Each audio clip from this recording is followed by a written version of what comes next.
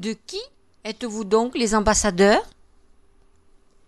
L'apôtre Paul dira dans sa lettre aux Colossiens au chapitre 3 et au verset 2 « Préoccupez-vous de ce qui est en haut, attachez-vous aux choses d'en haut et non à celles qui sont sur la terre, car vous êtes morts à ces choses. » Est-ce le cas pour vous? Pouvez-vous vous poser honnêtement cette question? Pour quel but je vis? Et encore celle-ci, quel est mon style de vie? Êtes-vous attaché à votre bien-être, à votre confort? Êtes-vous attaché à vos biens personnels? Savez-vous qu'ils peuvent alourdir votre marche et vous empêcher de répondre présent à l'appel du Saint-Esprit pour une œuvre à laquelle il vous destine? Vivez-vous pour vous enrichir? Vivez-vous pour investir dans ce monde dans lequel, je vous le rappelle, tout comme l'apôtre Paul vous le rappellerait, vous n'êtes qu'un passager? Vivez-vous pour posséder des maisons, des champs, des biens de toutes sortes, des terrains, des voitures, des biens qui satisfassent vos caprices?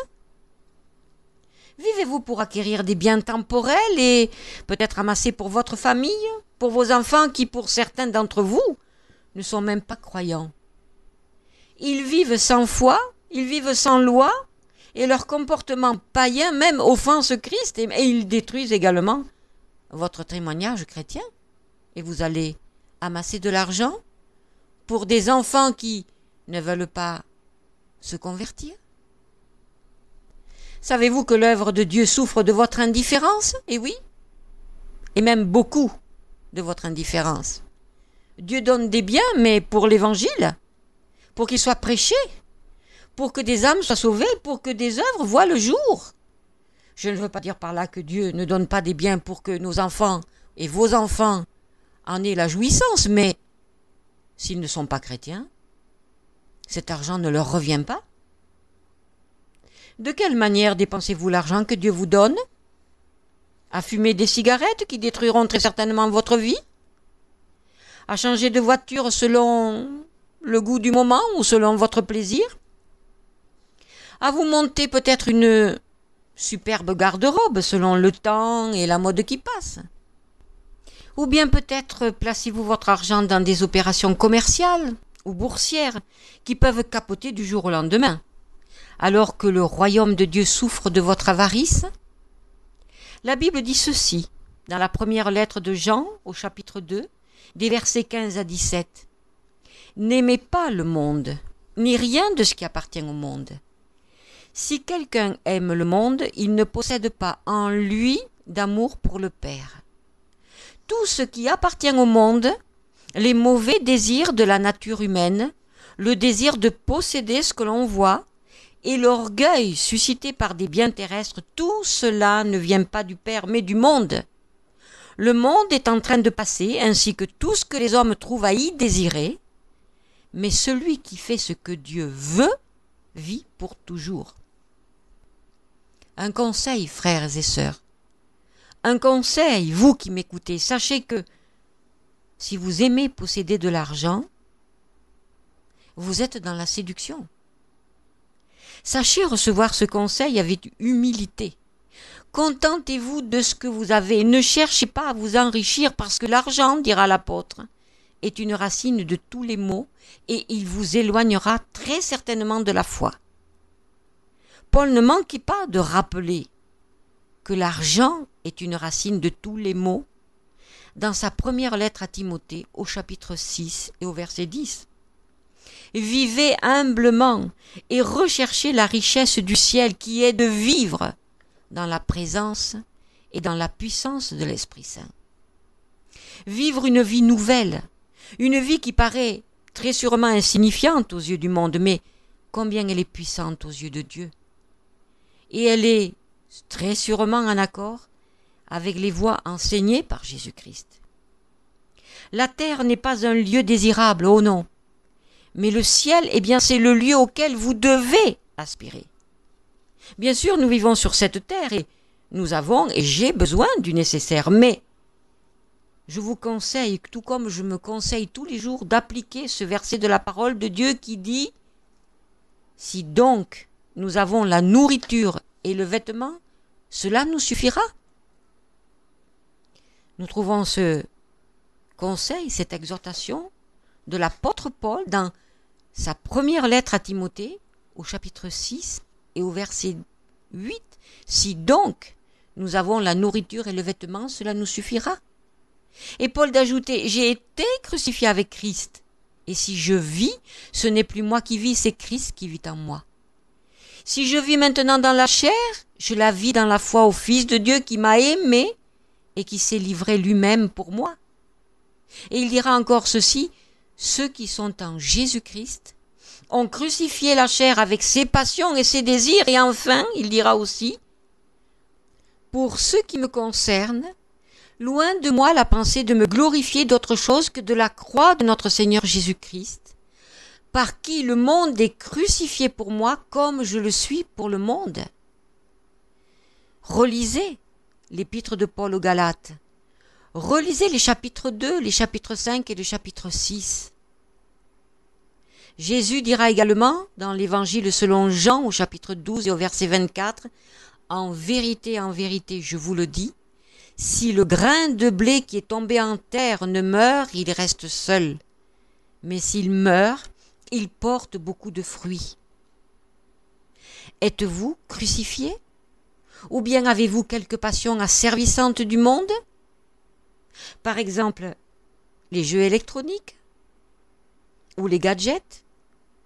Ou la télévision? Parlons-en de la télévision. Combien d'heures passez-vous devant votre poste de télévision à regarder la vanité du monde et ses séductions? Mais c'est un appareil qui ne devrait même pas se trouver dans la maison d'un véritable disciple de Christ. Savez-vous que la publicité qui accompagne généralement chaque livraison d'un poste de télé est celle-ci? Le monde est entré chez vous. Eh bien oui, le monde est entré effectivement chez vous parce que beaucoup d'esprits de ténèbres et d'esprits impurs sont véhiculés par la télévision.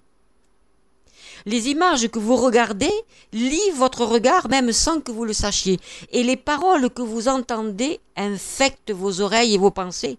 Eh bien la nuit, cela se traduit par des rêves impurs, et le jour, en désir immodéré. Les dieux sportifs de ce monde, est-ce qu'ils vous passionnent? Je veux parler du mondial du foot, ou de la finale du rugby, qui passionne tout autant un chrétien qu'un païen. Je veux également parler du tournoi de tennis, des Jeux olympiques où les hommes et les femmes courent après des médailles corruptibles. Les admirez-vous? Leurs posters se trouvent-ils dans les chambres de vos enfants? Parlons de vos loisirs. Sont-ils sanctifiés ou sont-ils ceux du monde? Les passez-vous à faire du lèche-vitrine et à acheter plus que de raison? Où passez-vous vos vacances? Pourriez-vous me répondre honnêtement? À la piscine? Au bord de la plage, au milieu de l'impureté du monde dont vous en admirez les actes? Osez-vous vous vêtir d'un maillot de bain? Enfin, je devrais plutôt dire vous dévêtir. Exhibez votre corps qui est le temple du Saint-Esprit, du moins si l'Esprit de Dieu habite en vous. Sans oublier les plaisirs païens tels que le cinéma, avec ses films de violence, ces films immoraux, sensuels, inspirés par les puissances de ténèbres qui régissent ce monde. Combien de voyages, de déplacements dépouillent votre bourse? Dépensez-vous égoïstement votre argent dans le but de vous détendre, de vous promener, de vous satisfaire? Combien de fois organisez-vous vos voyages, vos déplacements? N'avez-vous jamais songé à en remettre la somme pour un frère ou une sœur qui est peut-être dans le besoin ou pour l'avancement du royaume? Dieu aime que nous ayons des moments de détente et des moments de repos. Mais le tout est de savoir où vous passerez ces moments et avec qui. Parlons de la musique à présent. Aimez-vous la musique du monde? Les posters de ces artistes trônent-ils dans votre maison? Dans les chambres de vos enfants et sur leurs vêtements? Organisez-vous des concerts? Pour Jésus, me direz-vous, oui, cela va de soi, bien entendu, mais au fait, où trouvez-vous le mot concert? Je n'ai jamais trouvé ce mot dans ma Bible. Et il ne peut pas s'y trouver puisque c'est un mot du monde. Alors utilisez-vous les rythmes inspirés par les ténèbres de ce monde pour rendre un culte à Dieu? Utilisez-vous les rythmes qui produisent des cris sauvages que l'on appelle manifestations de l'onction, qui produisent des tortillements, des déhanchements ou qui produisent des danses inspirées par l'enfer? Mais quel Dieu aimez-vous? Quel Dieu honorez-vous? Sachez bien ici qu'un concert n'est pas un culte. Connaissez-vous la douce musique du ciel? Celle qui vient se mêler à nos louanges, à notre adoration?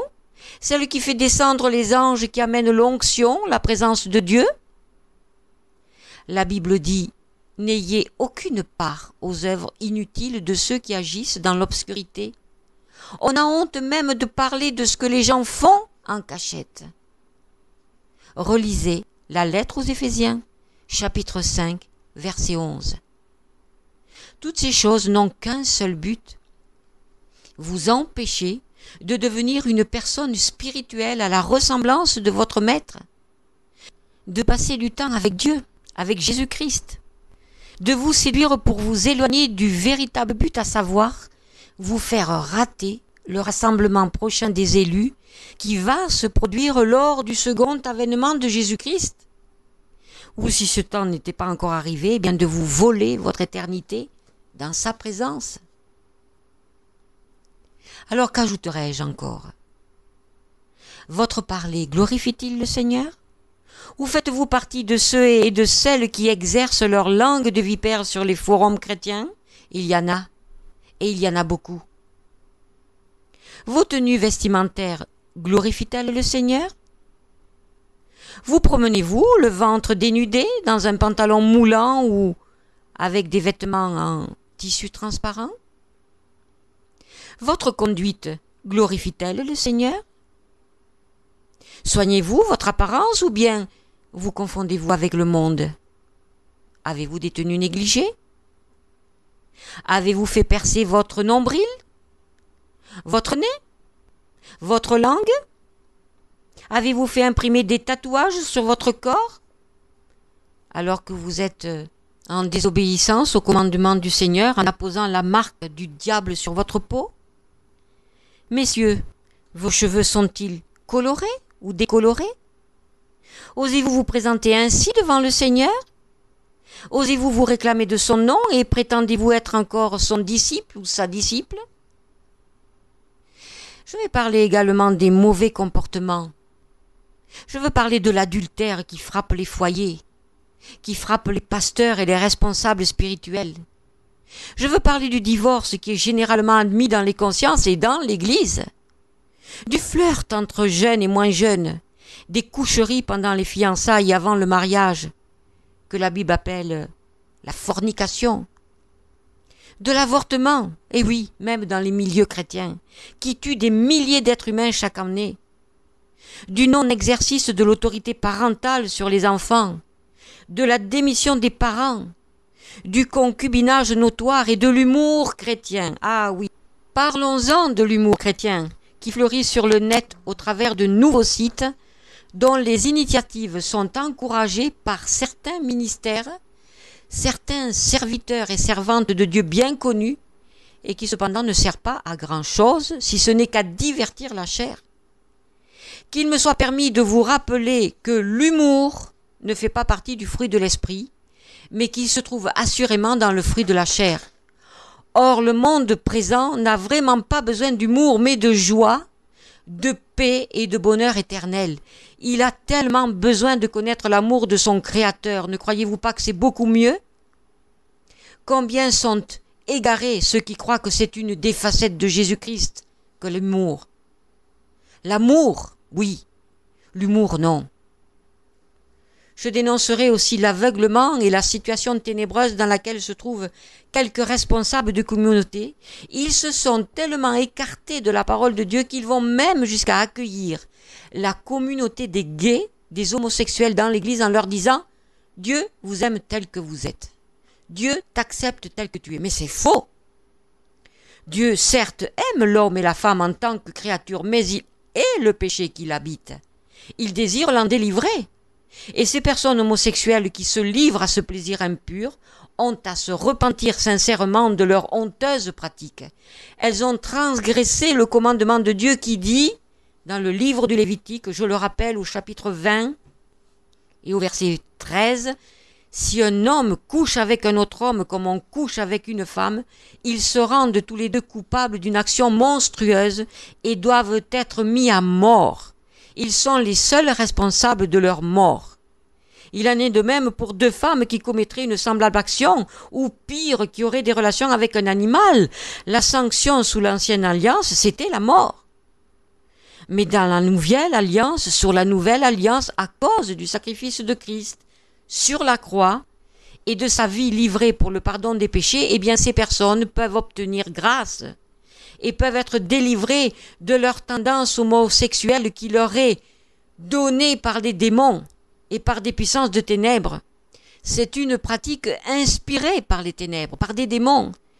Et ces personnes peuvent être délivrées à condition qu'elles le désirent sincèrement, qu'elles se repentent et qu'elles disent « à mort mon péché » et qu'elles l'abandonnent, bien sûr. Elles sont appelées, comme tous les pécheurs, à délaisser cet horrible péché et à être baptisées pour le pardon de leurs péchés. Mais si elles refusent, elles n'ont rien à faire dans l'Église de Jésus-Christ. La véritable Église de Christ est composée, je le répète, de gens nés de nouveau, et j'insiste sur ce mot. Ils y sont entrés par une repentance sincère et par un retour inconditionnel à Dieu. Quiconque est lié par une passion, que ce soit le jeu, l'argent, la haine, par une sensualité dépravée, quelqu'un qui pratique l'adultère, l'homosexualité, lié par la drogue, par l'alcool, par le vin, par le tabac, quiconque pratique la magie et la sorcellerie peut être libéré maintenant, pourvu qu'il s'en remette à la puissance du Fils de Dieu et qu'il le reconnaisse comme son sauveur. Mais si vous aimez votre péché et que vous refusez de l'abandonner, alors nous, Église de Christ, nous n'avons plus rien à voir avec vous. Vous ne pourrez pas entrer dans sa maison et ce sera à cause de votre choix personnel.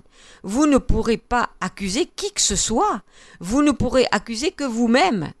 Je le répète, l'Église de Jésus-Christ est composée d'hommes et de femmes nés de nouveau. Et les églises qui ne tiennent pas ce discours sont de fausses églises et leurs membres de faux disciples. Je terminerai ce message en abordant maintenant un autre sujet, le service pour Dieu, qui peut devenir, hélas, une occasion de chute. Qu'est-ce que je veux dire par là? L'ambition et le désir d'argent motivent parfois la vocation. Chaque fois que nous naviguons sur Internet, il ne se passe pas un jour sans que nous apprenions qu'un ministère ait été séduit, qu'il s'est égaré et qu'il a chuté. Alors je poserai cette question, frères, sœurs, pour qui organises-tu des rencontres? Pour qui organises-tu des conventions? Pour qui organises-tu des rassemblements, des séminaires? Et pour qui organises-tu des voyages en Israël? Et oui, il faut aussi en parler, des voyages organisés en Terre Sainte. Est-ce pour ta renommée personnelle? Est-ce pour ta gloire personnelle? Pour remplir tes poches, ton compte bancaire? Ou est-ce sur les ordres du Seigneur que tu t'actives? Jésus dira, dans l'Évangile selon Jean, au chapitre 5 et au verset 36, « Je ne fais que les œuvres que le Père m'a donné d'accomplir. » Jésus ne faisait rien qui ne soit dans la volonté de son Père. C'est pourquoi Jésus portait beaucoup de fruits et manifestait l'Esprit sans mesure. Eh bien, actuellement, une nouvelle génération de ministères apparaît qui ne manifeste pas la puissance du Saint-Esprit, mais qui force pour la faire venir. Mais ça n'est pas du tout biblique. Alors, qu'est-ce que j'entends par là? Eh bien, récemment, il nous a été donné de visionner une vidéo dans laquelle un jeune ministère prêchait sur l'œuvre de Christ et appelait les personnes présentes à croire qu'elles pouvaient recevoir leur guérison. Mais quelle n'a pas été notre tristesse de constater que les personnes souffrantes qui s'approchaient pourtant avec espérance et foi pour recevoir leur guérison repartaient comme elles étaient venues. Il n'y avait pas eu de miracle. Il n'y avait pas eu les miracles annoncés et finalement, le prédicateur est descendu de son estrade pour se mêler dans la foule. Il s'est approché des personnes en leur posant ce genre de questions. Comment vous sentez-vous? Qu'avez-vous ressenti? Allez-vous mieux? Etc., etc. Mais les visages restaient fermés. Et un sourire pâle et triste se dessinait sur les lèvres, mais bien sûr, rien ne s'était produit. Et le prédicateur, alors, de prendre la main de la personne pour la rassurer, pour tenter de la persuader que le miracle pouvait encore avoir lieu, ou il l'engageait à marcher, si c'était là son problème, ou à remuer son bras, sa jambe, si c'était là son problème, alors que, manifestement, l'Esprit Saint, hélas, n'était pas présent sur lui, n'était pas présent dans sa prédication. Et il n'était pas présent dans la salle, du moins il ne vrai pas, par le ministère, par ce service. Mais en regardant de plus près le prédicateur, eh bien son apparence, sa tenue vestimentaire et même son métier dans le monde démontraient qu'il appartenait plus au monde qu'à Christ. Il ne s'était pas séparé de l'esprit du monde, il était bel et bien relié. Et l'organisateur pouvait bien exhorter les participants à ne pas regarder à l'apparence du prédicateur,